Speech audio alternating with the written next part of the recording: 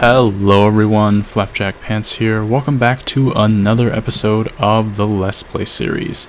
In today's episode, I want to build a new sheep farm right here, right next to where we left off last episode with our mud dripper. But before we do that, I did a little bit of building off camera. As you can see right here, I added these beams on the mud dripper building with kind of these trapdoors on top here, just to add a little bit more character to the build from further away.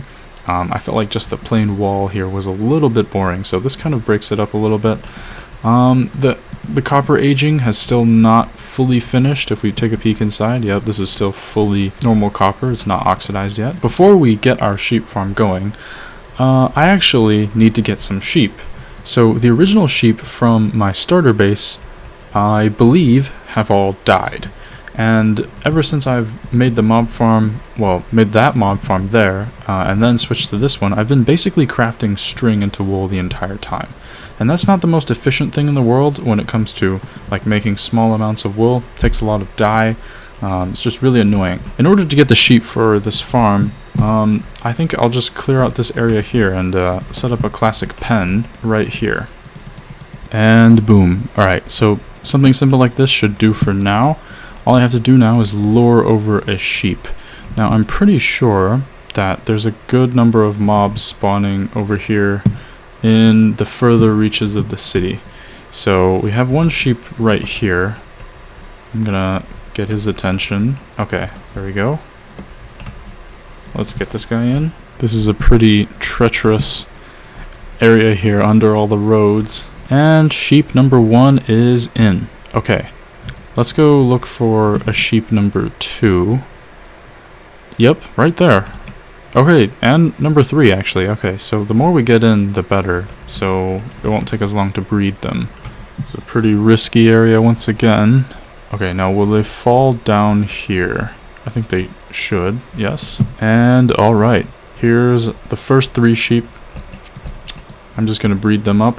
And I'll be back when we have a lot more sheep.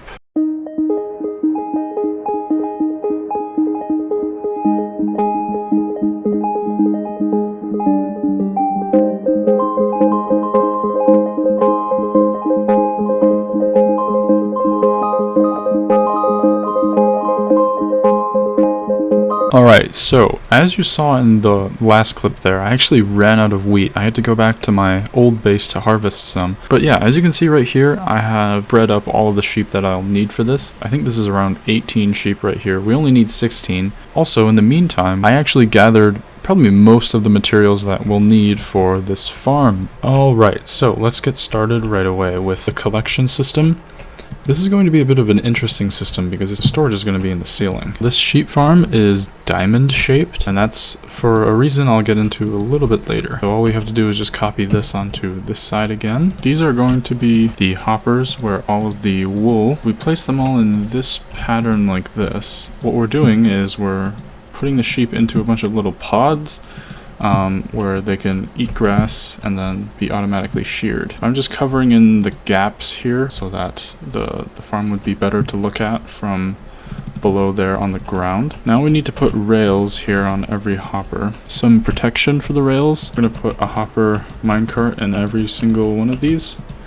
It is a little bit expensive, but this was probably the easiest way that I could get this to work. Start placing down these 3x3s of grass. These are the pods I was talking about earlier. This is the platform that the sheep are going to be mainly based on. Okay, so right here, as you can see, this is going to be one containment area for one sheep. All we have to do is go out in a checkerboard pattern once again. There's exactly 16 spots for sheep to be. All right, now all we have to do is cover up this top area once again, except this time, instead of covering up these holes here where the sheep are going to be, I'm just going to put a trap door. That way it can be easier for us to move the sheep into here later. This is where I'm going to leave off for now. Now we need to move the sheep into here, and then after that we can build the rest of the farm. I made a staircase here. I'm just trying to think of a way I can limit the amount of sheep that come on here at once, because I'm not going to be able to deal with all 18 at once. I just quickly made a boat. Let's see if this works. So I think if I like put this down here, are they going to get into it? Doesn't look like it. What if I like lower everything down? It's like right here. Now we put down the boat. Yeah, they're just going right over it. I don't think this is working. How about this? I can breed the sheep and then I'll take the babies over. Let's do this one at a time. The baby sheep is going to be able to pass through here. Yep, there we go. Okay. This should be a pretty good way to do this. Alright, and then he should walk right into there. Boom, perfect. Now we just need to do that 15 more times.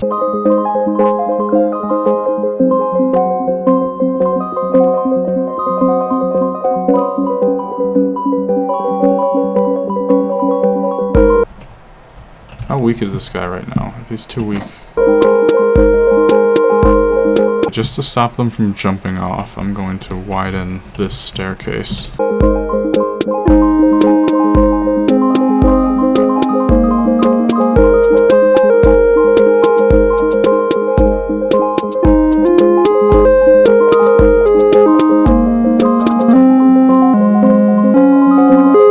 I think what's going on is he's trying to return to his parents, but then also like with the jumping, it's like causing them to fall off the edge, but I don't know if there's any way we can realistically fix that.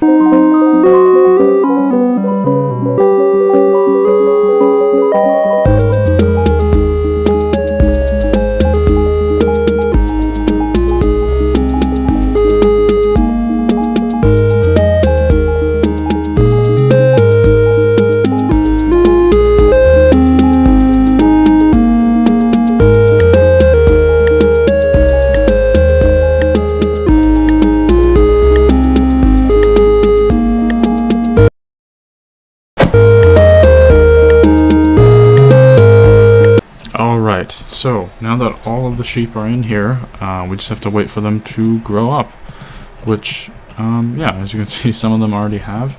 Now we can take down this staircase here and, I guess, free the sheep. Alright, here we go.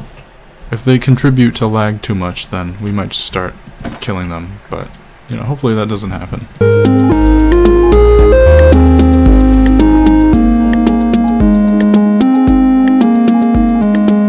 Right, so I'm going to start dyeing the sheep here. So you are going to be red, orange, yellow, lime, green, cyan, light blue, blue, pink, magenta, purple, brown, white, light gray, dark gray, and black. Okay, next on the agenda is to start putting down dispensers over all of these chambers right here. Let me see if I can actually fit underneath here. Nope. Looks like it doesn't let me. Edge over to here. Boom. Yep. And now that's facing down. Basically, I need to do this for every single one of these now.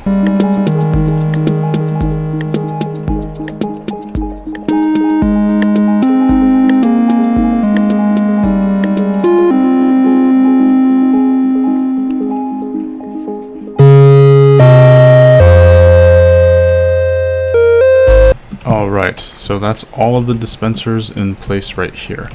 So now all we need to do is have a mechanism to occasionally pulse all of these, and I'm actually just going to do that with some daylight sensors. Basically what's going to happen is I'm going to put down these glass blocks so that the grass doesn't get disturbed. The reason we have all of this grass on the ceiling and on the floor is so that way we can maximize the speed that the grass is spreading. So if a sheep eats a grass, the grass should spread back to that block basically as soon as possible. What I'm going to do is put down some observers facing upwards like this. As you can see, when that happens, every single dispenser is pulsed. So I'm going to have 2 daylight detectors here, one on night and one on day. So this should get pulsed about 8 or so times per day. And that's pretty much fast enough. You can already see in here in these chests, there's already picked up the trap doors that we left. It actually looks like most of the sheep that we let out have congregated around here. We can call this place Sheep Hill now. Maybe this is like Sheep Street. This is Sheep Hill. That would be pretty interesting. All we have to do now is fill up all of these dispensers with shears. pretty much just like this. And then the farm is going to be fully operational. And then we can start working on the outside. Actually, before we start working on the decorations, I'm actually going to put down some torches here, just so that we will never have any mobs spawning inside of here that could cause all kinds of trouble. So I'm going to stop that problem right there. If we sleep now, this should run the first ever cycle of the farm. Oh, sounds good. There we go. Our wool is being produced. Let's get working on the interior part where we're going to be able to access these chests. So I was thinking of doing basically a pretty simple stripped dark oak floor here. And then actually I think we could go with even a more classic design for a floor here. Something like this, where we're going to vary the direction that the stripped logs are pointing. I used to use this kind of floor a lot back in a very old world that I used to have. I think we could bring it back just for this. Okay, I actually changed my mind once again. I'm going to leave this giant hole here in the middle so that we can put down a fancy carpet. So like, yeah, right here, basically I'm gonna mix in some glowstone with the wool, and then we can put carpets on top of this so it looks much more 3D. And then this will also probably be our lighting in the building, just the carpet. Okay, yep, so just something like this. This is gonna be our entrance, and then we'll have access to all of our wools. For the ceiling, I'm going to use spruce planks. Once again, I have a bunch of slabs lying around, so I'm just going to use those for the time being until we use up all of our slabs. I'm using full blocks instead of half blocks because I feel like with half blocks, I think it would be a little weird if it was like popping out of the ceiling. Alright, and for the walls, I wanted to experiment a little bit with andesite and light gray concrete. This might look way too plain, but I think let's just see what it looks like first. Okay, I do like it actually. I think it actually pairs decently well with the light blue carpet. But I just think, you know, because we're gonna wrap this all the way around, and then we need to put the wall in front of that, we're gonna have a 3-block long sidewalk again for this entire stretch. I wanted to kind of vary it here, so we might have to walk back on this decision. For now, I'll just put it across the entire building. Yeah, so this is going to be like what the inside of this building looks like. A little bit plain. I think that's very much the case. We could get some paintings on the walls. I think that could add a lot. Next up, I want to label all of the chests here using item frames, just so that we know what all of these items are. So we're going to have something like this. This is black wool, gray wool there, and so on. Okay, I'm not going to lie, this just looks extremely out of place now. Like in contrast with the walls and the rest of the ceiling, this just doesn't fit in. Like, if you can imagine we're walking in here, this, you know, there's a big contrast here in the style. So I'm going to get those paintings up on the walls as soon as possible. Maybe we can add like pillars in the corners too. Just we have to spice up the walls somehow. Okay, I still don't think this is good enough. I feel like the paintings just made it worse, to be honest. Let's try to find some way to do this. Okay, so you know what? Removing the paintings and just having these pillars here with these edges, I think improves things more. I still am not sure though. This is still a really weird room. I don't know how, I still don't know how to feel about this. We'll come back to this later after working on the exterior. Alright, so I had some ideas here for how we could do this exterior. So I wanted to use jungle planks for the start here. Just kind of like this. And then I wanted to have a little bit of a higher first floor. And then we put on dripstone like that. I don't know if this is like a little bit too simple or I feel like, yeah, maybe we could crack into some different colors here. Okay, so this is lighter. We could put this like that.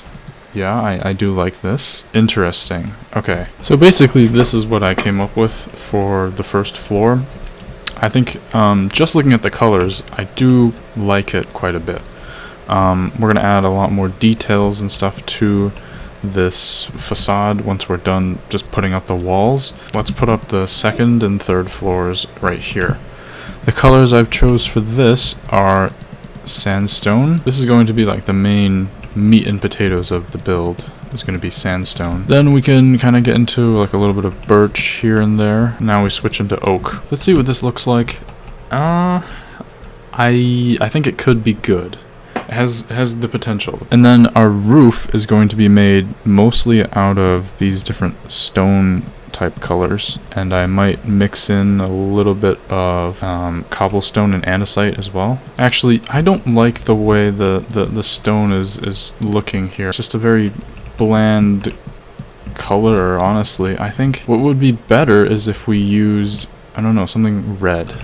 Something that matches a little bit better with the bottom.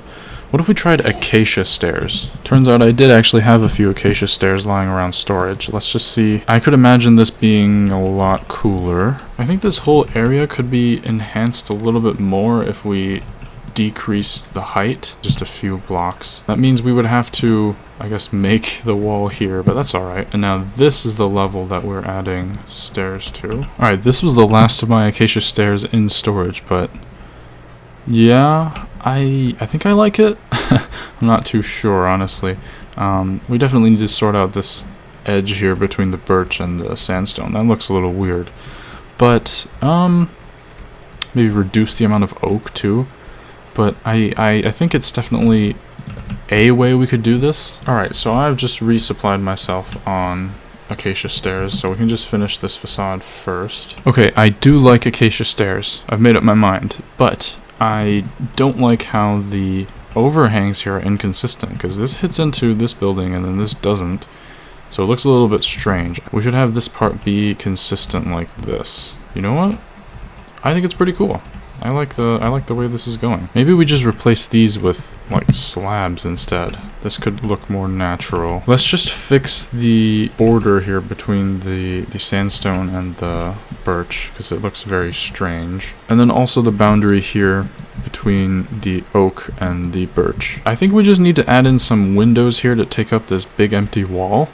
Although I think it's honestly alright the way it is currently, but definitely windows would make it much better. So I was thinking we could do like a 2x3 window like right here, and then another one here to be symmetrical. We can just cover up the backs here, because these aren't actually real windows. Nobody likes real windows. Fake windows are cool. We use the same glass we were using before. It's good. Definitely looks like a person though. We should probably look into fixing that. We just put a smaller window up in here. It might look a little bit more normal. Now that just looks like a glebus. Let's see if window sills are the solution. So we'll put one there, and it's casting a shadow down. Same idea here. Still looks very, very much like a person. Jeez. Okay. What if we add a divider here? Stairs here in the corners. Still very much person-like. I think it's how far the windows are apart that might be the problem. So if we like put them closer together. Actually, no. From a distance, that just that didn't make things much better. Oh, the wandering traders here. Ooh, blue ice. Let's buy that really quickly. I always make sure to buy blue ice if they have any. Doesn't stop them from being killed though. I'm gonna bite the bullet and change the position of the windows here. This is where the grass is. No, I don't know if we can do that then. Okay, so what if we take out this guy? Right, we just fully remove this window. All right, and the shadow that it's casting, and then instead have another window here in the middle featuring the sheep. How is this going to look? Let's take a look at this. I think it's a little bit weird because of how dark these two are compared to that one. Okay, I think now that we've switched the windows around, we need to switch around these stairs too, because I think the stair in the middle there was kind of making things a little bit weird. I don't know, this is still a little too bright. What if I tried tinted glass? Oh, tinted glass can't be made into panes. Whatever. What if we don't use panes? What if we just use straight up tinted glass blocks? You know what? It's a lot better. Honestly, and you know, you can even see the sheep inside of there. Actually, what if we made this glass block inside here also tinted? I think it's a lot better. It's not so obvious what's happening here. It's like you can see the sheep and all the other sheeps in there, but not feel that it's off compared to the sides. I think this worked out pretty well, all things considered. Okay, just because we have the room here, I'm actually gonna see how this looks with a flower bed here too. It makes the layer here a little bit bulky, but I think it adds a lot more character. I guess what if we turn these into like arches? Like that. I replaced the stairs with slabs and the slabs with trapdoors here, and I think it is better that way. I redid the top to be a little bit thicker, and I think the effect is a lot better now. I do like how this looks in general now. All that's left to be done is to just put the roof over this thing, and then we'll see how this goes then. Alright, so I've finished the roof right here. As well as this little section from the mud dripper that was poking out. I had to change the redstone a little bit just to fit this in. As you can see, I ran out of iron blocks there, so I used some sandstone. That is essentially this farm completed in the time that we were working. At least half a stack of every type of wool. This is going to be chugging along in the background, producing items for us. And we don't really have to even do anything. Except... wait, I forgot one thing. Is it really a decorative build if you don't have a bunch of leaves? There we go. Now we're done. So, very quaint little building right here. The daylight sensors here I was going to hide with a chimney, but chimney that's this wide would be really, really fat compared to the building itself. So I didn't really do that. With that all being said, if you like this video, be sure to like and subscribe. I'll see you guys in the next video. See ya.